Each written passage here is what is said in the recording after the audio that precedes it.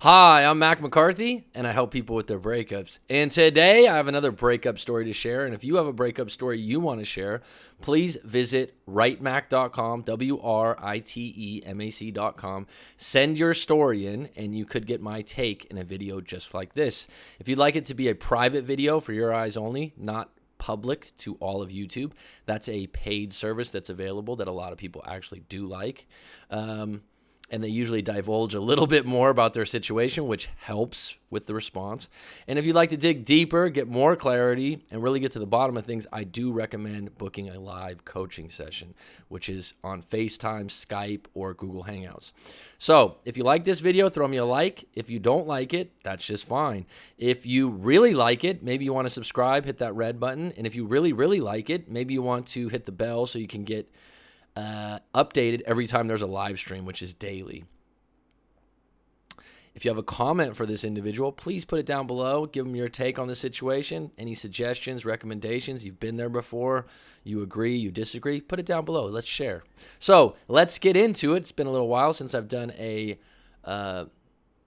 story, but they're still on deck, so send them in.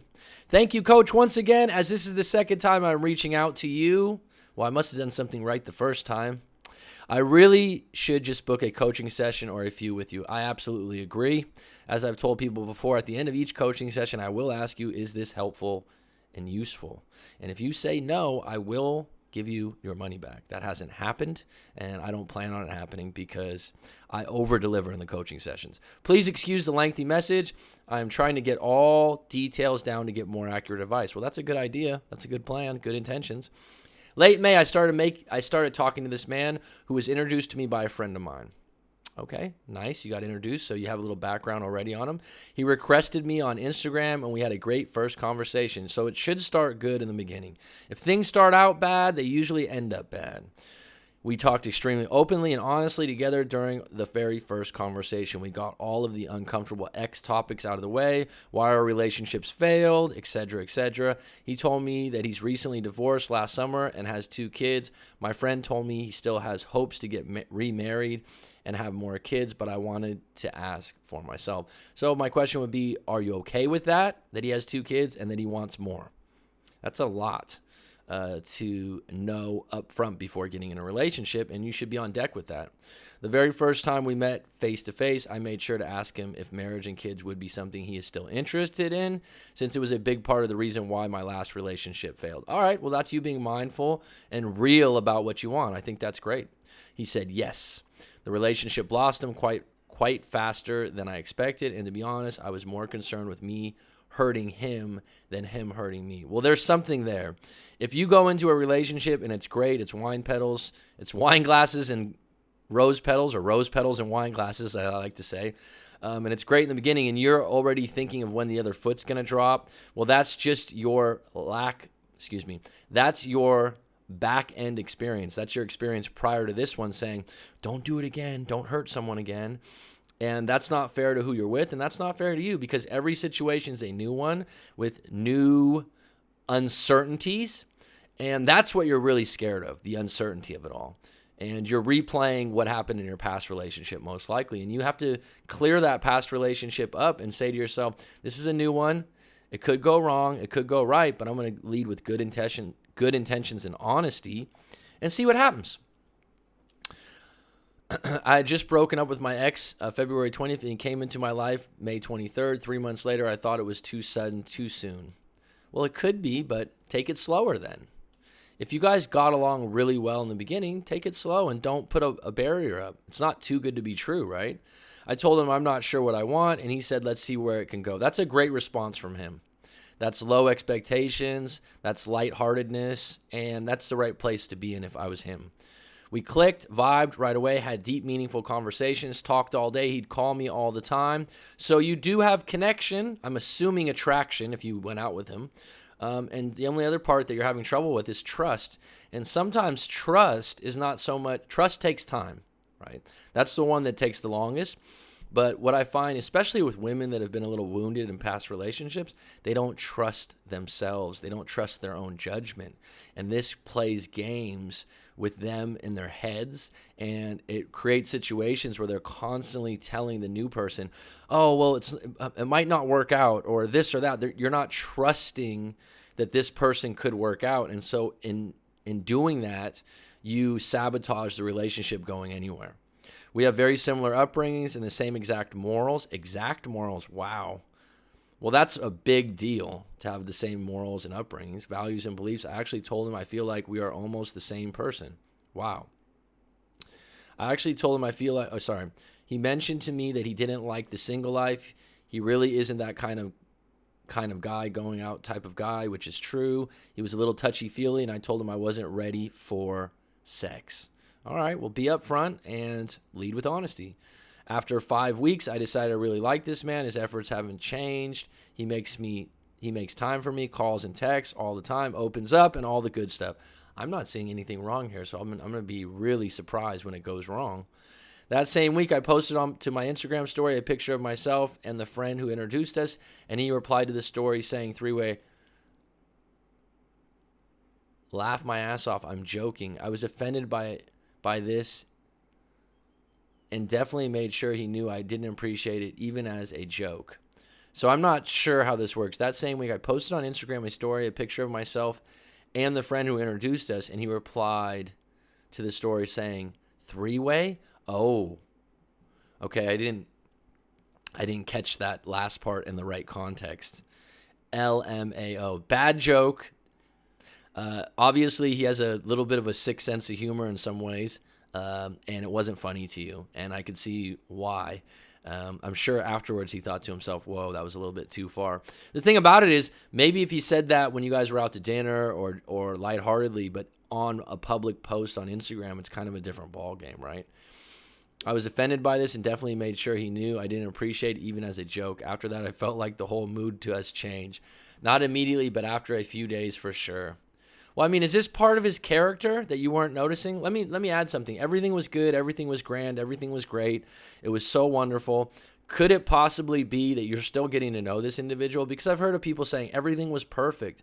Well, the thing is, everyone's on their best behavior in the beginning, and the mask doesn't really come off till 3 months, 4 months, 6 months, 8 months, till you live together. You're still getting to know each other. It's still a discovery mission. And so this kind of little thing here, could have been him being playful and just joking around, and you just took it, no, I don't joke like that. I found it highly offensive, and that's a difference in morals and values. A week or two after that, I'd asked him if he had lost interest or was seeing someone else. He told him it was okay if he was. I would just like to know so we don't waste each other's time. He told me no, he wasn't seeing anyone else or hasn't lost any interest. And well, it's possible that after you got really upset with him, he took a step back instead of overcompensating and overly apologizing and just said, okay, I'm sorry, but I'm not going to sit here and be weak and needy and keep going on. I meant it as a joke. If you took it in the wrong way, I'm sorry. And a man that does it that style, I commend him rather than go on and on. That's all he can say. Sorry, you took it the wrong way. I was joking. Bad joke. Done. If you wanted more than that from him and you kept pushing it, that's when it gets uncomfortable because the other individual goes, what else do you want from me? Right? And that was the case. He would definitely tell me. I asked him a few more times after that if he was talking to anyone else, which he also denied. So now you're getting worried. Now you're being needy. Now you're making him feel uncomfortable. The mood picked up again from there, but it was a little hot and cold every now and then. Being that he has kids, they are mostly with him. I try not to read too much into that.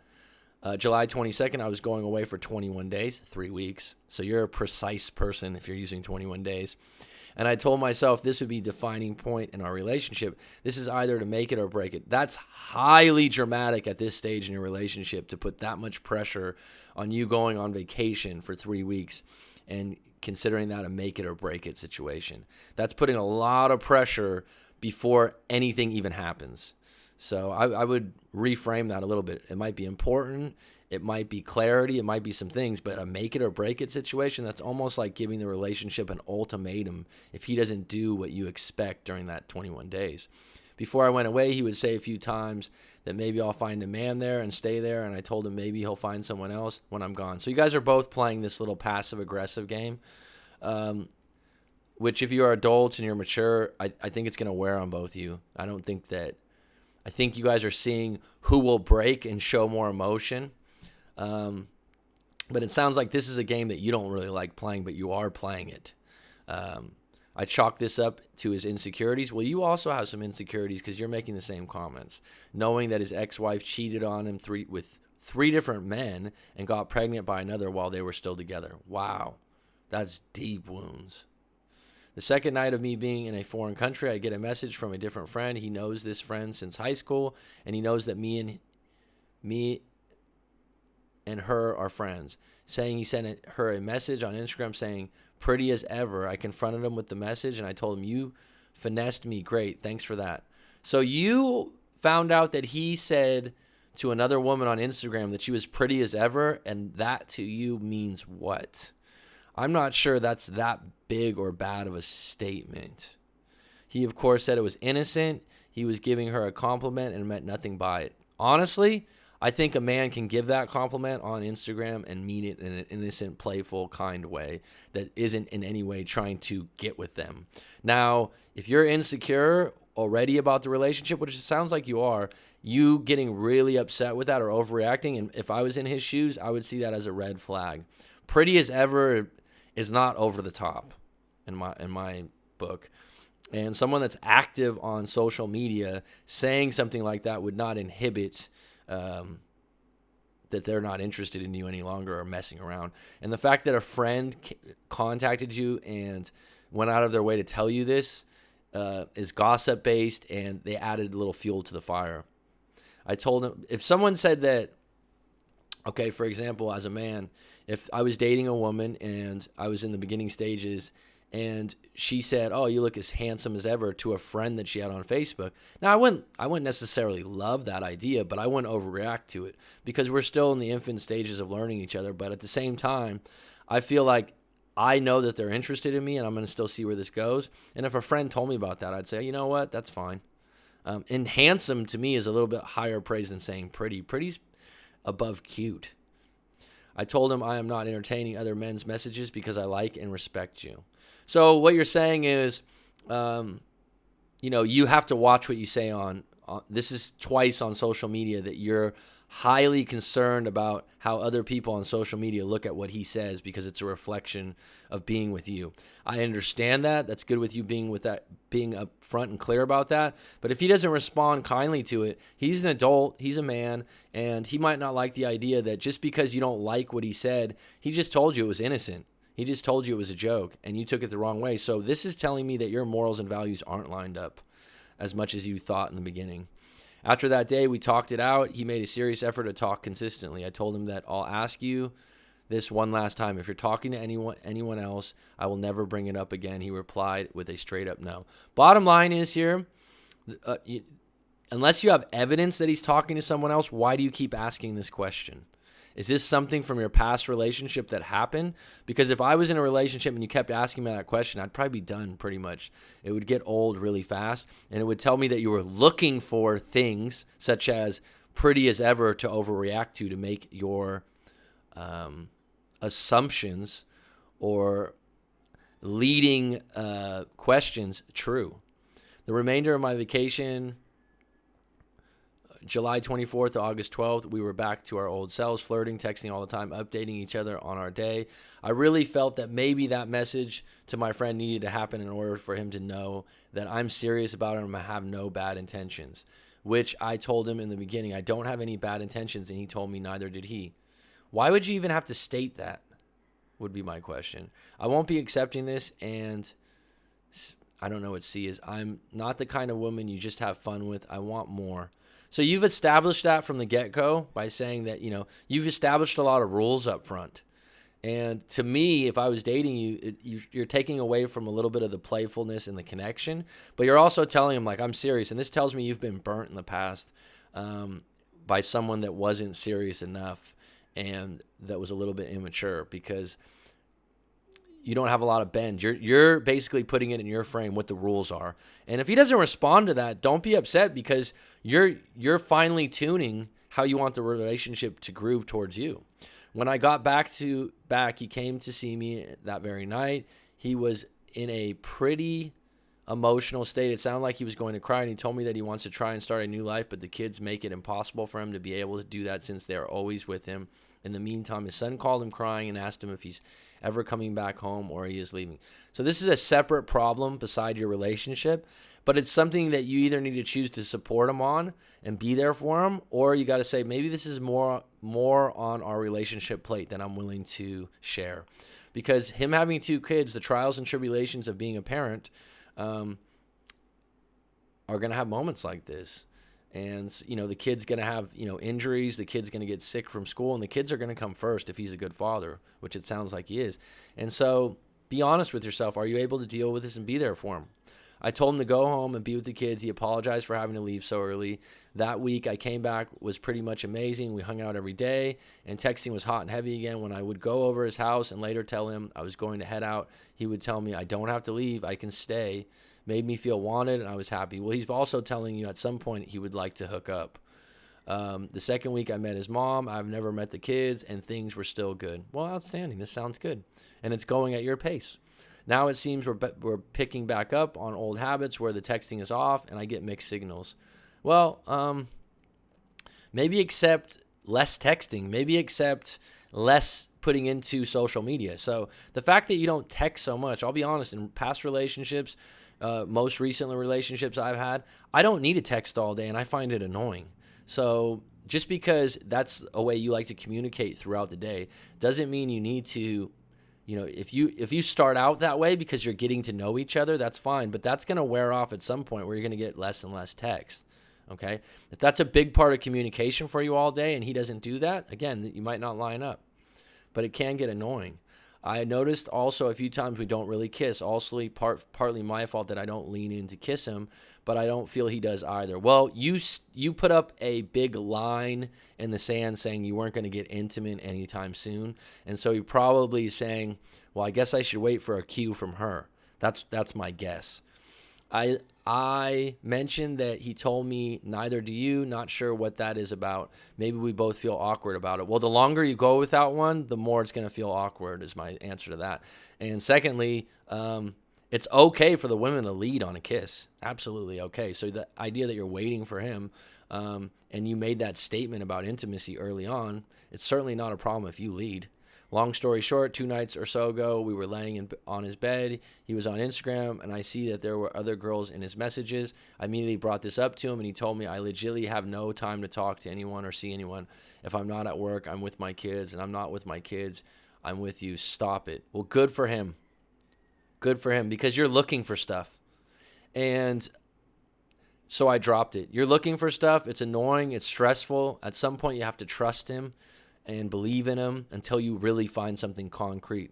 But if he's on Instagram and I'm sure he has 100 or 200 friends or followers, I'm sure there's women that are going to send him messages. And the fact that someone has to explain themselves when they did nothing wrong more than once, it's not fun. And it gets old. Not sure where in this novel I should add this. I just remember it about, and maybe it's a vital information. I can't remember exactly what we were saying, but he said, wow, you overthink every little thing I say. That will be your downfall. That's a big statement. So what he's saying is, again, from the get-go here, this is an early relationship and you're putting a lot of rules into it. You're reading a lot into what he says, and you're reprimanding him for, let me review this, for saying, oh, let's get a 3-way. He made it as a joke, bad joke. You're reprimanding him for telling a girl on Instagram she's pretty as ever that was a friend. I don't know if that's too over the top. You're reprimanding him for having messages from other women on Instagram that once you found out about him didn't really lead to anything. So those are 3 things. And I would guess what he means by this is every little thing that he says, you're dissecting and you're creating a narrative that makes him somehow try to feel guilty. And again, I would guess that you're probably replaying a past relationship where you were done wrong and you're assuming that this is going to be the same. I don't know what to make out of this, any of it. I don't know if I'm getting mixed signals, if I'm overthinking it, if I'm still not capable of trusting anyone after my ex. I think it's that one. I think that you don't trust him, and it's not fair to him, and you need to start a relationship out with a base of trust, okay? And there is going to be people when you first start dating them with that they still have remnants of friends or girls they used to date that they might get messages from. But you'll know deep down when you ask them the question, if you read people well enough in their eyes and the way they respond, if they're telling you the truth. And I have a sneaking suspicion. I think he's telling you the truth. And he's basically a liar that sweet talked me his way into my life. Well, that's based on what now? Basically, he's a liar that sweet talked his way. What evidence do you have of that one so far? Ask yourself that. I know he's a good guy with a good heart. If you know he's a good guy with a good heart, but you're guessing he's maybe a liar who sweet takes his way into his life, you see how that's conflicting? But on the one hand, I would go with what you feel you know. I just don't know what his intentions are. Well, at this point, the relationship's still early, and you guys both said you didn't want to lead with bad intentions. From what you told me about him, the things that he did were not that over the top. He seems like a good guy. I would judge him based on how good a father he is. That says a lot about someone's responsibility, how much they care about people. If he's a really good father, that's how I would judge him first off. Or if I can trust him. Well, first of all, you still don't trust him. You haven't even given him the benefit of the doubt. And so the longer you do that, the more he's going to sway away from you. And eventually, if he's a strong enough man, he'll probably walk away from this. And where even can I go from here? I know that you'll give me the insight I'm looking for like you did before. Thank you once again, and I'm sorry for the lengthy message. I would either choose to trust him or not trust him until something really goes wrong. Those comments were offensive to you maybe, but they weren't in any way him lying to you. They're actually him being himself and making a joke and that you took the wrong way. Him saying someone's pretty as ever is not that big a deal to me. I would find a way to unlock some of these issues that you have in your past relationships, it sounds like.